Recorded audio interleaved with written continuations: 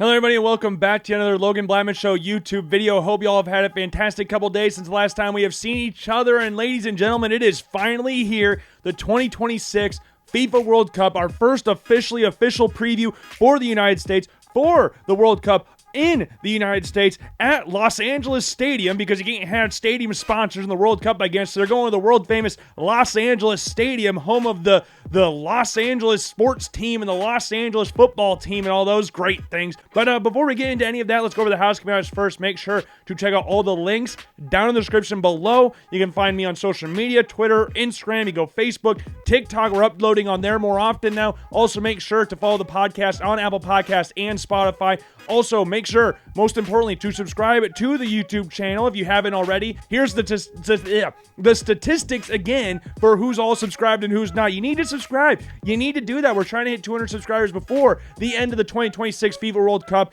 or by the 4th of July. 4th of July would be way better, but you know what? If we have to go to the end of the World Cup, that works perfectly fine too. And also make sure to give this video a thumbs up if you're already enjoying it. But if you're not a trusting individual, again, I don't blame you, so we can wait until the very end. And I'll remind you there to give it a thumbs up. But if you still didn't enjoy it by that point in time, I will apologize and I will try to be better next time. But make sure to leave a comment down below on why you feel the way you do, why you love the video, why you hate the video, why you love me, why you hate me, why you love the United States chance to the World Cup, why you hate the United States chance to the World Cup, or in this game in general. If you're a Paraguay fan down there, United States fan, whatever, let me know down in the comment section below. But before we get into the game itself, the full preview itself, we got to talk about the United States' most recent game, which obviously came in the hands of a 2-0 loss to Germany at Chicago Stadium. I think it's still technically Soldier Field since Chicago didn't get a World Cup game, but sold out crowd, awesome scenes from the crowd in Chicago. And the United States went down very early. A Kai Havertz, you get a goal from him. Joshua Kimmich, free kick, beautifully floated ball in there. Kai Havertz pretty much uncovered, unchallenged really, heads it past Matt Freese. And it's just lazy for the United States men's national team. Like, Matt Freese needs to step out on that. Matt Freese needs to go up towards the ball, because if you look at Joshua Kimmich, he's not taking a shot. It's very rare for Joshua Kimmich to take a shot on target from that position anyways. Like, he was obviously gearing up for a cross. Because, I mean, Leroy Sané was also standing over the ball. He got pushed away from it, or eventually walked away from it. If it was him, then yeah, I would understand that you're taking the shots coming on target. But from Joshua Kimmich, we're not getting that. And those slow run-up that he had, obviously he's going to try and float it on top. And Kai Havertz, again, one of the biggest dudes on the field. Not one person can cover him. Not one of you could go out there and stick a hand on him or anything. And that's under 2 minutes. Like, game started, goal already. So not starting off the greatest, and that was kind of nervy at that point in time. It's like, man, we're starting off with a 1-0 deficit, and then Germany score again in the 6th minute. Kai Havertz, again, Joshua Kimmich, again, but this time he floats the ball over the top to Leroy Sané, who can't get to it in time. The ball crosses the byline before he can get the cross up, but Kai Havertz pretty much, again, uncovered, slots it into a pretty much empty net, and all the United States players are just holding their arms in the air, hoping for an offsides. I don't know if they're looking for an offsides or they're trying to say the ball went out of bounds or whatever, but regardless, I hate when teams do that, when players do that. Like, a goal goes in, instantly arm goes up, just looking around. Hopefully something can bail you out there for how bad of a defense that you had in that situation. You got really lucky that it was downpouring there earlier, so the field was faster. The ball rolled out of bounds. It was a solid ball from Sané across the ground, and Havertz calmly placed in the back of the net. And Germany had a couple other chances up until that point, until the United States got their first goal in the 37th minute with Anthony Robinson. Goodness gracious, one of the best goals you'll ever see from a United States men's national team player. Just caught it so beautifully. Christian Pulisic sends a cross in from a corner. It's headed out by Jonathan Tah, and first-time volley from Anthony Robinson just smashes it past Baumann in net. There's nothing he could have done about it. No goalie in the world. I don't care if it's prime Manuel Neuer in net. Maybe that's a little different. One of the greatest goalies of all time. Maybe it's different. I doubt it, but maybe. Sure as hell not 40-year-old Neuer, but 36-year-old Baumann is obviously not saving that one either, and it just skies right past him. Absolutely lasered it home. And he did the backflip right after that. It scares me a little bit seeing Anthony Robinson. I know that's his signature celebration, all of that stuff. He loves himself a backflip, but a week before the World Cup, I don't want you to get hurt doing something stupid like that. We've seen that in sports all the time, where celebrations go a little bit too far and a stupid injury happens because of it, and the player was ruled out for a long period of time. Like, that's scary. And ironically, Anthony Robinson did leave the game with a hamstring injury, but it doesn't seem to be that big of a deal. So that's positive. That's a very positive sign. But Germany, they had more chances as the game went on. Yes, the United States had a few chances there. Serginho Dest had a shot go over the bar. Serginho Dest does a very good job at finding the gaps inside the defense. He does a very good job at running in behind. And he's kind of, I know we brought it up in the last video, but he's pretty much been playing just as a right winger in general. So he's playing so high up the pitch, and he's allowed to cut inside as well. So the United States, you could look at it from a multitude of different directions in regards to what their formation is throughout the course of the game. So it changes. You could go, it's a 3-4-2-1. You could say it's a 5-2-3 or 5-2-2-1 or something like that. Or you could sit there and go like it's a 4-2-3-1 and Malik Tillman playing further back. Now, if you look at Tillman's role and Weston McKennie's role, we talked about this in the preview for the game, that I would love to see them. I like the idea of them rotating like this. But it was Malik Tillman that provided more of the defensive efforts in this game. I don't think Weston McKennie really did a whole lot in this game. And Christian Pulisic, his foot mob rating is not very good. I think it was like a 5.9 or something like that, or 5.7. Like, it's not a good score, but I don't think he was that bad throughout the course of the game. Yes, was he perfect? Or no, was he perfect? Not at all. Not at all. But he did have some efforts. Like, there was a time he was cutting in on his left. He switched it back to his right, took a shot over the bar, got deflected out for a corner. He had a few chances, and he was getting beat up throughout the course of the game as well. I don't think Pulisic was as bad as what the score, as what his foot mob score suggests. But you see this on social media a lot, where people will take a foot mob score, or if you look at like statistics and stuff like that, and say, oh, this is how good the player was. Like, yeah, but there's context to everything. And again, I don't think Pulisic was that bad throughout the course of the game. Now, Germany, we're going back to them. I'm getting tired of the United States getting, like, Germany did the same thing the entire game. Like, they did the same thing the entire time. Every shot they had, seemingly, obviously, it's not 100% accurate here. I'm paraphrasing, of course, here. But it felt like every time Germany had a shot, it was a back pass. Every single time. And they had an open guy there every single time. They would just suck into the guy on the ball, whether it was a Kai Havertz, whether it was a Jamal Musiala, whoever, they would just suck in on that guy and then just lay it off for somebody who would take a shot on that. That's exactly what happened with Leroy Sané's goal.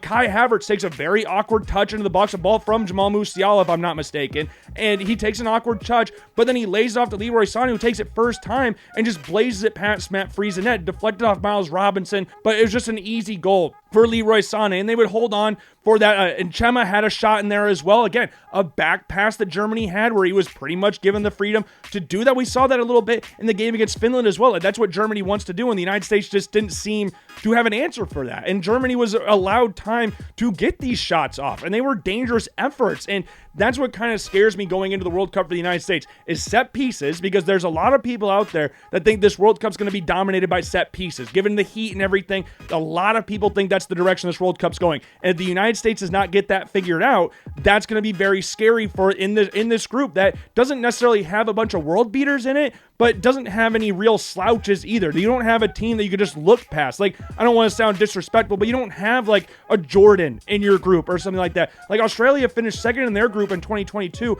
Paraguay, yes, they didn't make the World Cup in the last time out, and yes, they finished poorly in qualifying, but they're still a dangerous outfit with dangerous players. In Turkey, you got players like Arda Güler, you got Kenan Yildiz in there, Hakan Çalhanoğlu. Like, you got dangerous players in and around this group where you cannot afford to get caught like he did against Germany, and that's what kind of scares me. Now, the overall performance from the United States in this game, I don't think was bad. I liked the fight that they showed. There's some portions of this game that make me a little nervous, but I do like the heart and fight that they had in this game. You got Timothy Weah taking out Ram in this late in the second half, like the 91st minute, and all the German players stand up, puff their chest out, and run towards Tim Weah, and he didn't even touch him. Like, come on, guys. Come on. We're doing a little too much here. We're being a little bit over dramatic here. He didn't even touch him. Dude fell to the ground, and Timothy Weah is just backpedaling. He's backing up and all that. So it was a good overall performance, but again, I don't want to sit here as well and go like, oh, yes, they played fantastic or something like that. Statistically, they outperformed Germany in some metrics,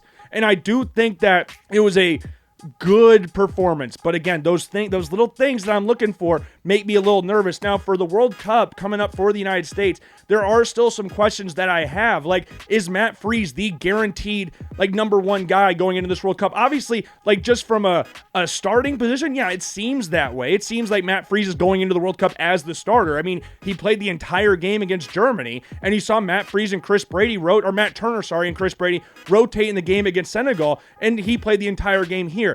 But is he guaranteed locked-in starter for the World Cup throughout the group stage, and if the United States goes farther than that, is he the locked-in starter for the knockout stage as well? We're going to have to see, because if I'm being honest here, it's not comparable in regards to the level of players, because I think the goalkeepers that I'm about to mention are better, but it kind of reminds me of a situation like 2010 England, where you went to a World Cup with Rob Green and David James, and young Joe Hart in there, and they kind of had to rotate around the goalies, because Rob Green started that first game against the United States, but it had that big fumble against Clint Dempsey, which allowed a goal there, which led to a draw. The United States would go on to win the group, ironically, and they had to put David James back in net, and David James had been a starter for England in the past, and they brought him back in. So I'm wondering, I don't want to wish that on it, but I'm not the most confident in the goalkeeping situation at this point in time, and you can't sit here, or I can't sit here and tell you that I think definitively Matt Freese is better than Matt Turner. I have my problems with Matt Turner, but I don't know if I could sit here confidently and say Matt Freese is the best out of the three guys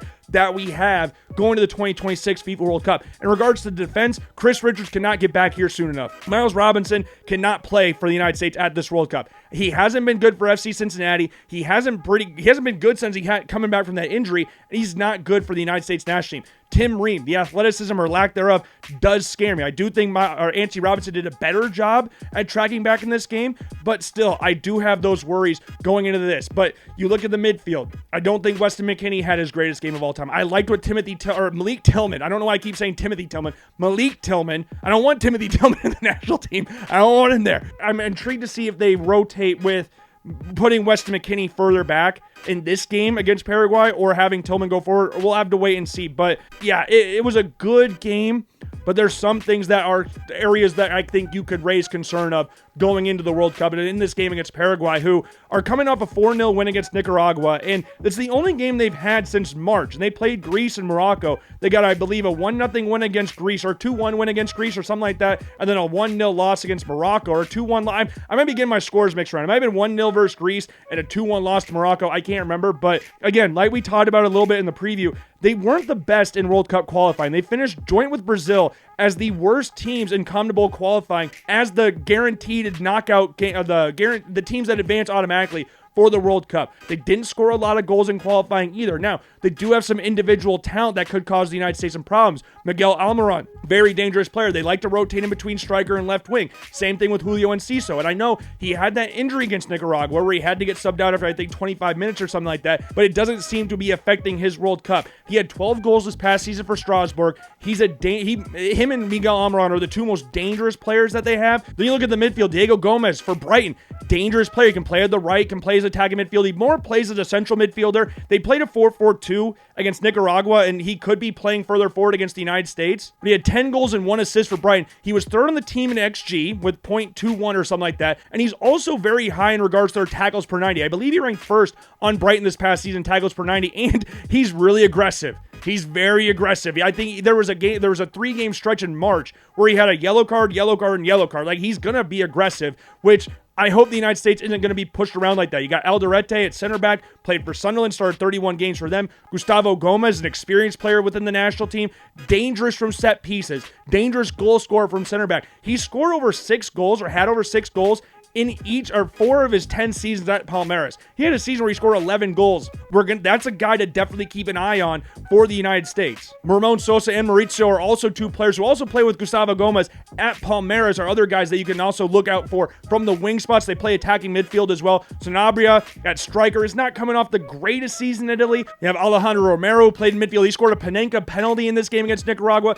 Miguel Almiron also scored a goal. Beautiful ball from, I believe, Diego Gomez, and Miguel Almiron controls it first time, or controls it with his right and fires it into the back of the net for a laser goal to get him up 2-0. Then you have Mateus Galzara. He scored a goal. They had a shot from outside the box, was parried by the Nicaragua goalkeeper, and he just followed it up, put it in the back of the net. And then Alexandro Maidana, he scored a goal, got a nice little deflected cross into Mauricio, took it first time, passed it right into the path of him, and he just slots it past him for a 4-0 win. In this game, it wasn't even close. I think the shots was... I think Paraguay outshot Nicaragua 29-0 or something like that. They had 14 shots on target. They had 14 corners. This was a as much of a one-sided game as you could possibly get, and the atmosphere was fantastic as well. I don't know if you guys seen the videos on social media about like all the fireworks and flares that were going off before and after the game, but that's the stuff you love to see. It's a proper World Cup send-off, but it's the only game they played. It's the only one they played prior to the World Cup, and it's the only game they played since March. So I'm intrigued to see how that affects them going into this tournament. But again, they're a very dangerous outfit. And Miguel Almiron, Julio Enciso, Diego Gomez, the Palmeiras boys that we mentioned before, Alderete, they're going to be dangerous from set pieces. Miguel Almiron is a very good set piece taker. Yes, he hasn't scored a goal for Atlanta United this season, but he does have 3 assists. So he's always someone to look out for Paraguay. He's the main guy you look out for the United States. So if they're able to control him and zero in on him and be defensively sound and be defensively strong at set pieces and not allow those back passes, because hey, we saw in this game against Nicaragua, they're not afraid to take shots from outside the box. Now, the United States is nowhere as bad as Nicaragua, who I believe are like the 131st ranked team in the world or something like that. So you're not going to give up as many chances as there. At least we hope not. We hope the United States doesn't give up 29 shots to Paraguay. But yeah, this game being in Los Angeles, it's going to be a fun matchup. I do think the United States has enough on the tank in their squad to win this game. And as for the starting lineup for you can look at this again. You can look at it as a 3-4-2-1. You can also look at it as a 4-2-3-1, depending on how you want to look at it. But in net, I do think Matt Freese will be the guy in net. Am I the most confident in him? Not 100%, but I'm going to back him. I mean, there's no sense of not being able to back the goalkeeper going into the first game of the tournament. And like, if you look at the United States history of goalkeepers, you look at like Tony Meola, you look at like Brad Friedel, Tim Howard, like there's a long line of Casey Keller. There's a long line of great goalkeepers for the United States. And this one, I think it's kind of just generally accepted.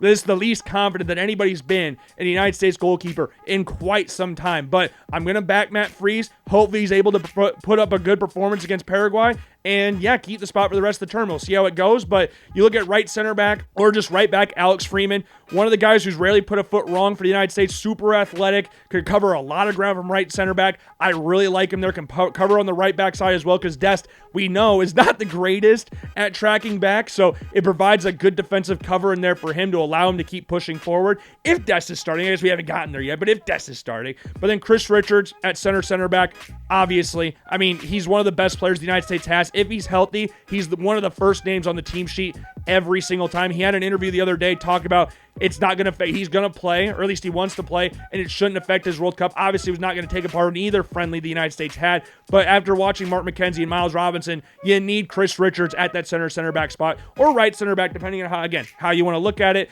Tim Ream is going to start there at left center back. I know a lot of people would really like Austin Trusty there, but Tim Ream being the captain, he's going to start at left center back. Ante Robinson there at left back or left wing back. Obviously, the hamstring issue, hopefully everything should be fine. I mean, he looked good in training videos from this past week, so hopefully that's all behind us. We don't need to worry about that going to the World Cup, because I think, again, we've talked about this before.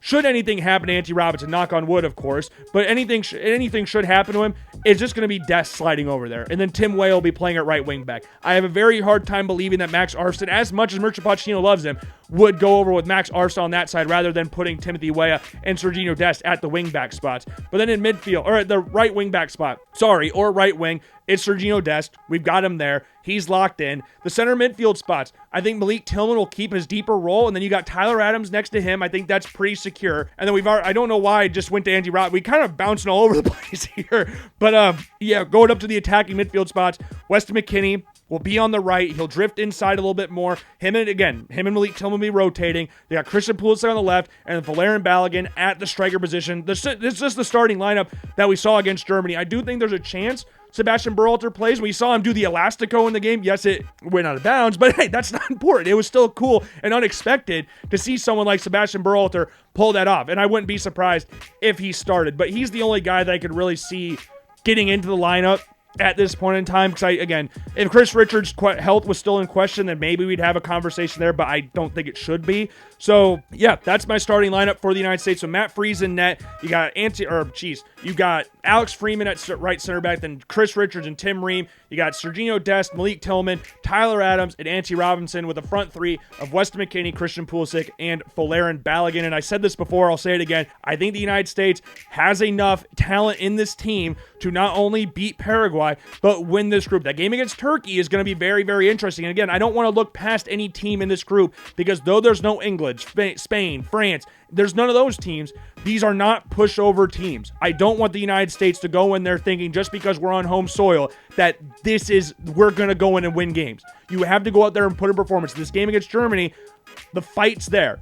And I want them to hold on to that fight in this game. It didn't feel like a friendly. That game did not feel like a friendly, so I'm hoping they carry that into this game against Paraguay. I'm saying the United States is going to come out with a 2-1 win. I'm going to go with a goal for Folarin Balogun, get his first goal, and then Christian Pulisic I'm going to have on the score sheet as well. 2-1 United States in Los Angeles Stadium. And yeah, I just can't believe the World Cup's here. I can't believe it. This video will be out before or maybe right at the same time as the Mexico game. So yeah, it's just crazy the World Cup's here. It's just absolutely crazy. But yeah, that's all I've got for you today. Again, United States, we're going with a 2-1 victory for them. Check out the World Cup prediction video. I'll link that down in the description below so you can see my all brilliant World Cup predictions that we had in there. Also, again, check out all the other links down in the description below. Twitter, Instagram, TikTok, all those great things. Podcasts, Apple Podcasts, Spotify. Make sure, again, to subscribe to the YouTube channel, trying to get to 200 subscribers by the 4th of July or by the end of the World Cup, whichever one. I'm flexible. I ain't picky. I'm flexible. But make sure to give this video a thumbs up if you enjoyed it. But if you did not, let me know. I'm sorry. I will be better next time. But let me know down in the comment section below if you did enjoy it. If you didn't enjoy it, what do you think the United States chances are? If you're a Paraguay fan, whatever, let me know down in the comment section below. And with that, I guess that's all I've got. So I will see you guys later. Peace.